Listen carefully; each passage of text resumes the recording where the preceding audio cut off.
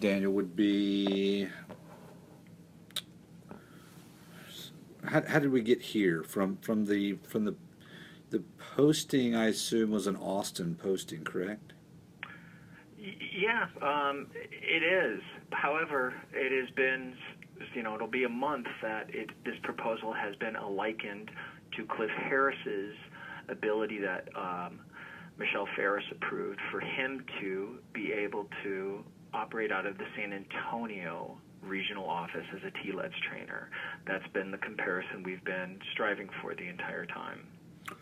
And just to let you know, in case you weren't aware, I relocated from New York to Texas.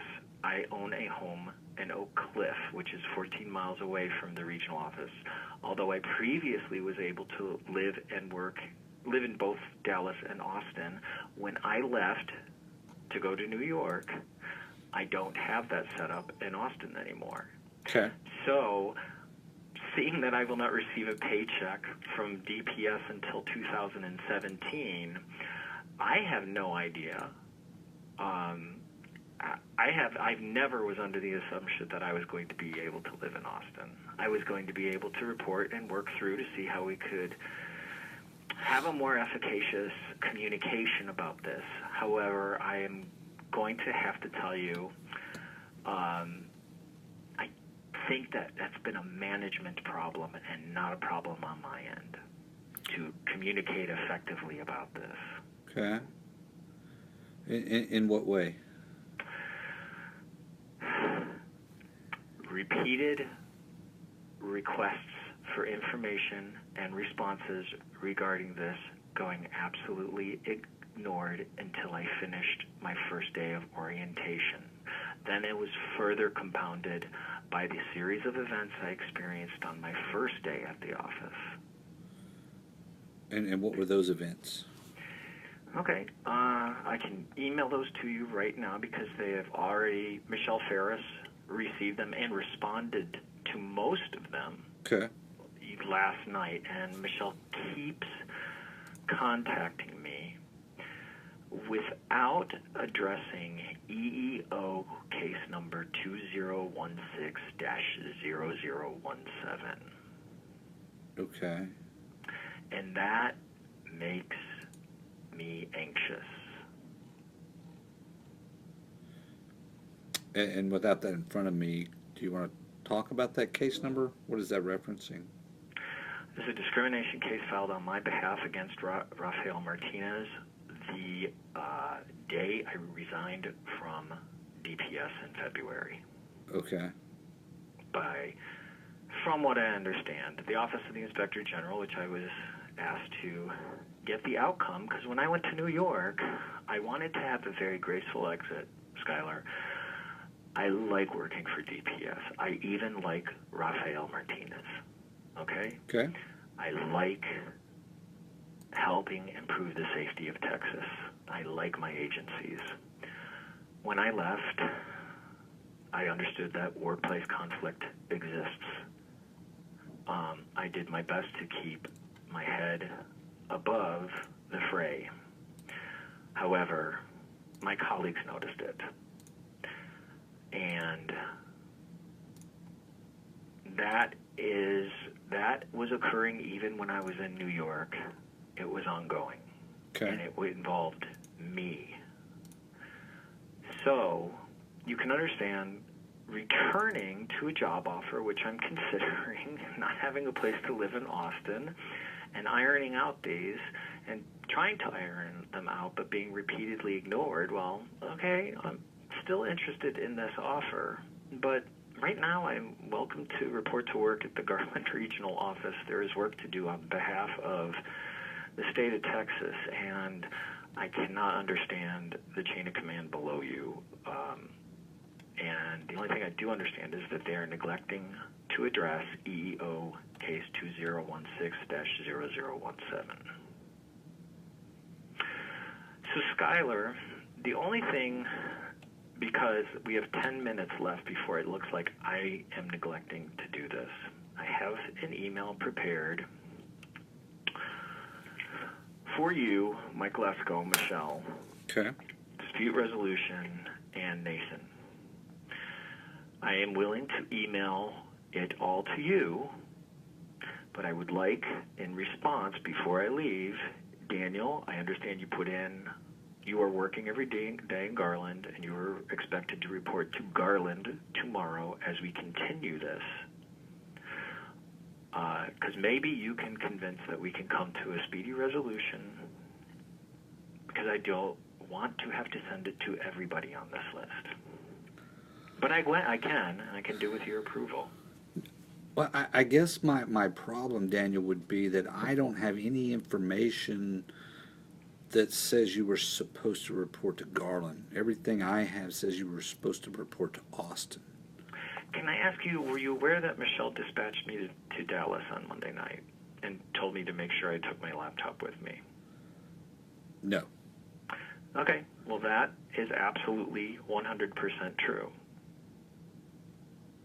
And what were you supposed to do?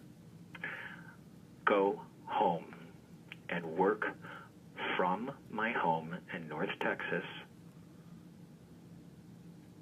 for the work week, concentrating on my duties. Michelle would get back with me.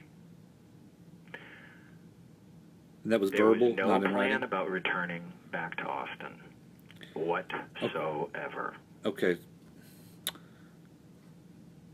So in absence of an explicit directive to return, you interpret that as implicit authorization to stay.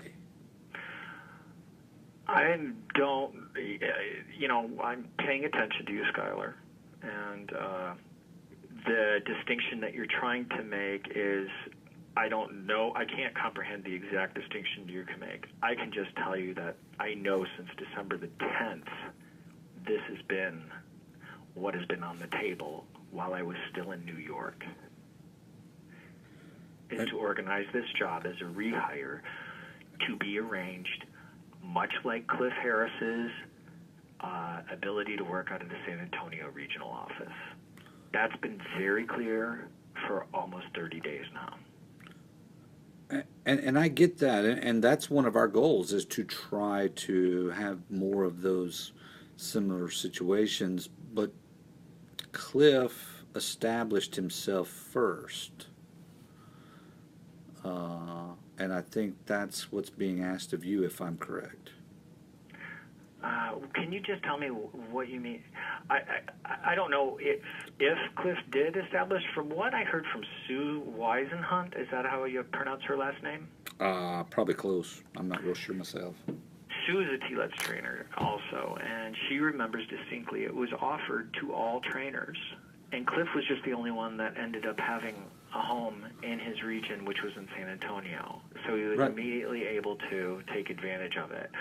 But I think the thing we're missing, though, if I'm sorry to interrupt, but it was offered to all established trainers, not those that are still new and being trained. I'm not new. I'm a rehire, and that is why I was rehired. I'm not new. How long were you with us originally? At least 2 years. And you are fully up to speed on all we do with NIBRs and... I am certified by the FBI. I have 2 certificates of NIBRs training that I completed last year. But if you'd like me to send those, I can send those to you as a PDF immediately. No, I just.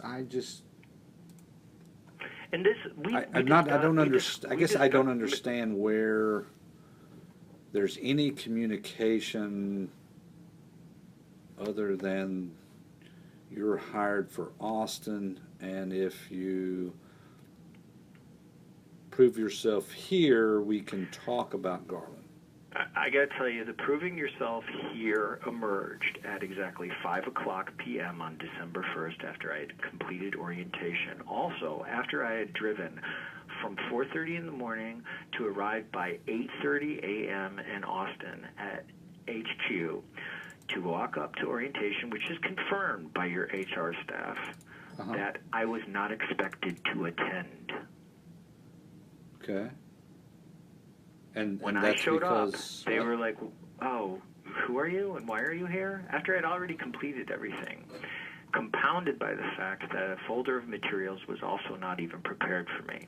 I continued with what I drove all the way across Texas and came from New York to Dallas for, and was in dispute resolution, and at 5 p.m. in the presence of Adrian, I forgot how to pronounce her last name, who was holding my iPhone, Rafael Martinez, response to the Garland proposal arrived in my inbox, which said, "Thank you, we're considering it, maybe another time." Okay. So I drove, finished orientation, and that is when I got my response back about the Garland proposal. I had pursued Martinez and Adams for a response throughout November, and I got nothing on top of nothing from even basic HR questions, like, can you give me a contact so I can plan my discontinuation of Cobra so I can enroll? Martinez never gave me anything, and Martinez never gave me orientation information. It was only when I went back through my investigator at HR that I said, hey, who can provide me with this? And then Teresa Smith on November the 23rd, the 22nd, right before Thanksgiving, said, oh, I forgot to send this to you. And so correct me if I'm wrong. What I just heard you say was you submitted a request for Garland, to work out of Garland, and the response you got back was received on the 1st when you showed up? No, after my first day of orientation. Okay. After I completed orientation. Okay. But the response said, not at this time. Yeah. Okay. So prior to that, what did you have that said it was going to happen? What information? I had a verbal that Raphael was considering it. Okay. And there were other intricacies about it that it was a proposal that I asked. One of the things that I did not know how would work out, Skylor, is how a vehicle would be utilized in the field. That was one thing that as I was trying to figure out things like the car book and how can I do this. I'm in New York. There's an opportunity.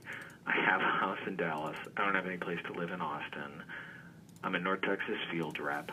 They do this for other trainers. But I didn't know, how does that whole thing work out with having a car so I can go ahead and visit my agencies across 33 counties? Didn't have that particle figured out. That is one thing that, hey, Raphael, what's that all about, too, in this proposal? Since November the 10th. Okay.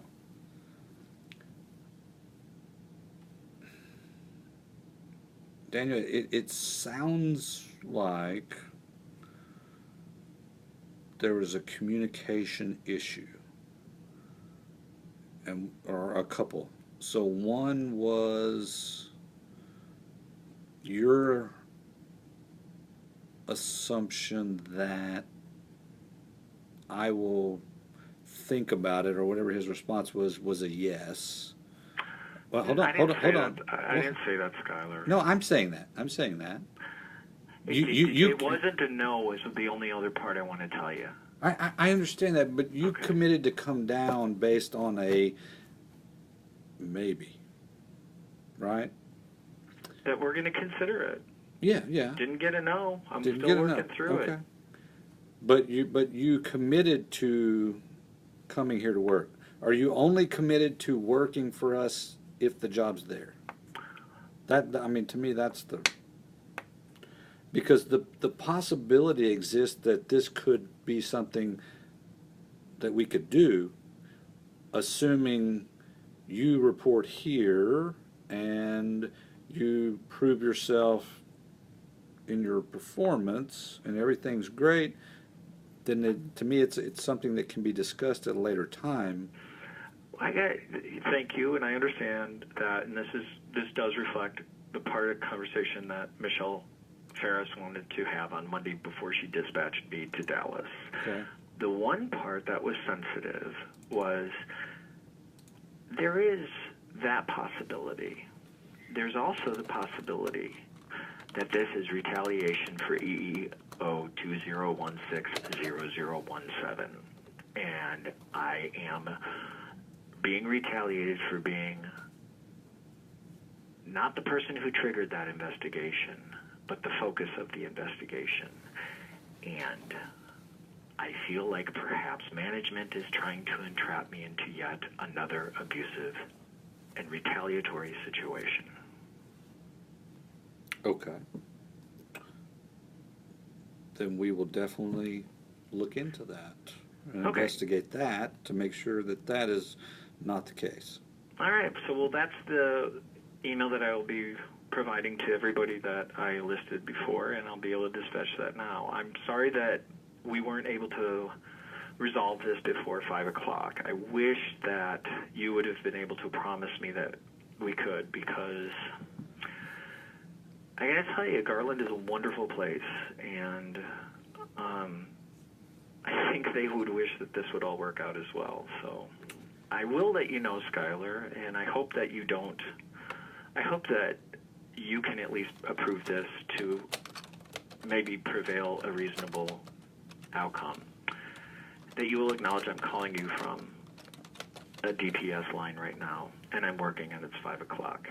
I've been in communication with everybody.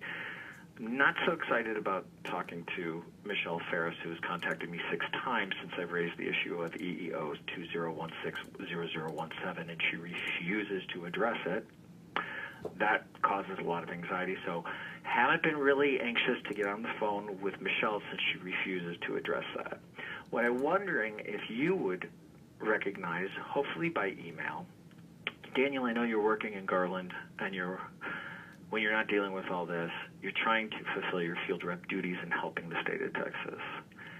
And it's totally cool that you show up Friday and continue your work day in Garland at 8 o'clock tomorrow. Well, unfortunately, Daniel, we need, well, while we look into the retaliation aspect, your job is here. And so the directive I would give you as the head of this division is that you need to report for duty to your duty station, which is Austin, Crime Records Austin, tomorrow on time. And if you're not going to do that, then you need to utilize some kind of leave, and you need to let your supervisors or supervisor know what you're doing ahead of time. Well, thanks, Skylor. Do you realize what the weather conditions are right now in North Texas? I do. Okay. Part of the request that Michelle's been trying to make to you that you haven't returned those calls was to do that so you could maybe get away earlier to do so.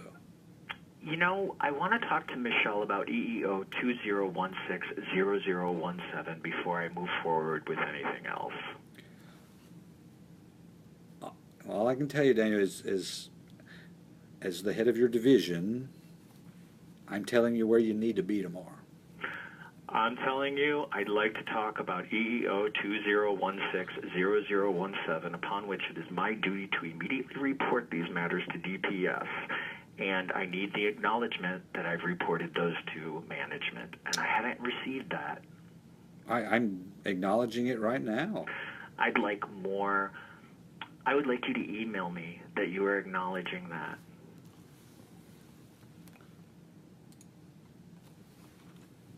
Spell your last name for me, Daniel. K-U-S as in Sam, N as in Nancy, E-R. K-U-S.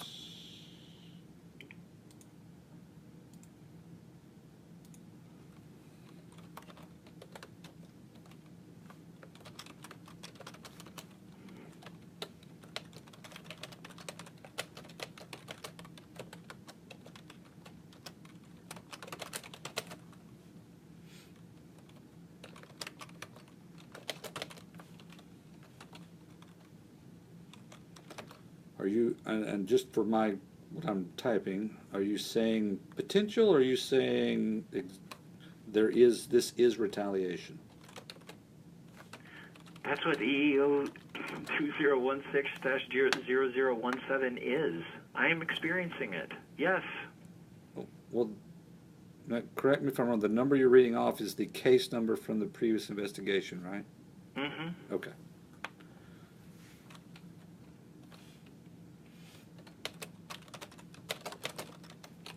And I'm sorry I don't type as fast as you talk. That's okay. Read the number for me again. EEO 2016 0017. 0017.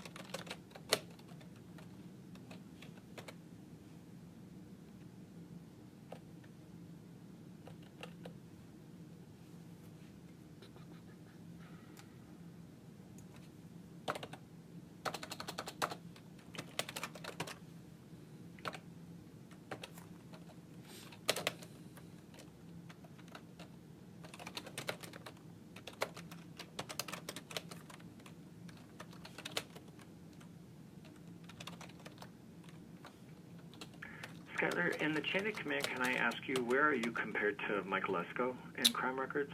I am Mike's boss. Okay.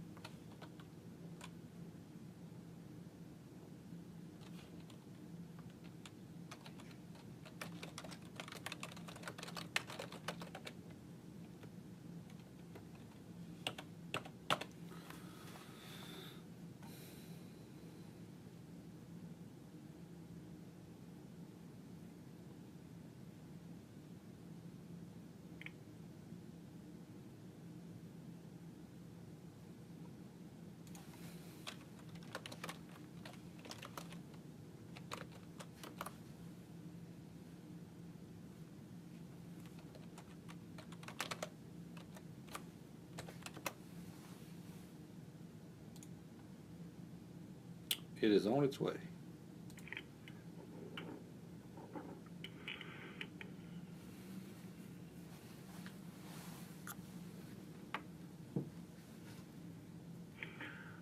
Thanks, Skylor. I appreciate it. I'm sending an email out that you'll be copied on. I will be showing up tomorrow to work in Garland tomorrow at 8 a.m., and I'll be available then.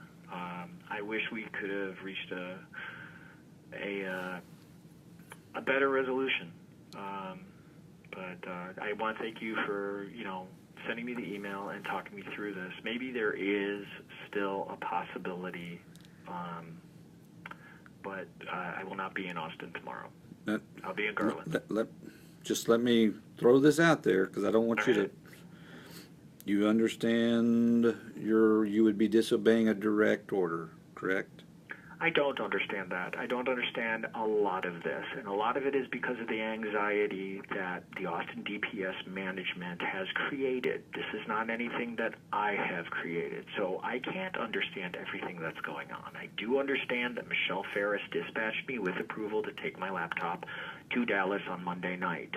No clear communication during this entire process, which is adding up to almost 30 days now, has ever been about reporting to duty in Austin. That's where this is. I'm in Dallas right now, and I was dispatched here. There was never an agreement when I left Austin that I would be back in Dallas. We never reached that. Okay. I just want to try to save you from yourself, maybe. If it just hear me out. It's totally up to you what you do. It's cool. But I'm giving you a direct order to be here tomorrow, and if you choose willingly, intentionally to disobey that, then there could be consequences up to and including termination. I want you to fully understand that. I don't want you to go into this. I understand that. That's what may happen. That's what the decision DPS may make. Okay. I understand that. I hope, I'm reasonable. I really came all the way from New York to try to fulfill this, and I've been trying to iron this out. Okay. I'm glad you acknowledged EEO 2016-0017 as being part of this entire equation of rehire. Yes, sir. Okay, because nobody has. And I'm thinking that you finally have done that. Okay, bud. All right. Hopefully we'll see you tomorrow. Well, you guys can come to Garland. Okay. So, yeah, Skylor, whatever happens, I have no animosity towards you or anybody at DPS, okay? Okay. This is not a decision. I know I'm not working in Austin. I'm not going to subject myself to that type of abuse anymore, okay? And I hope whatever happens between my position there, things can improve over there dramatically on this level.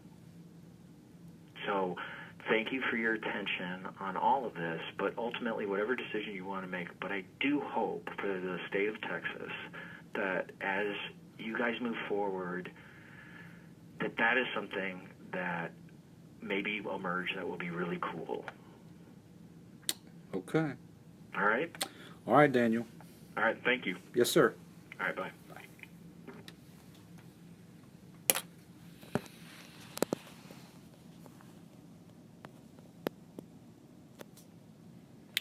Ending tape, 28 minutes later.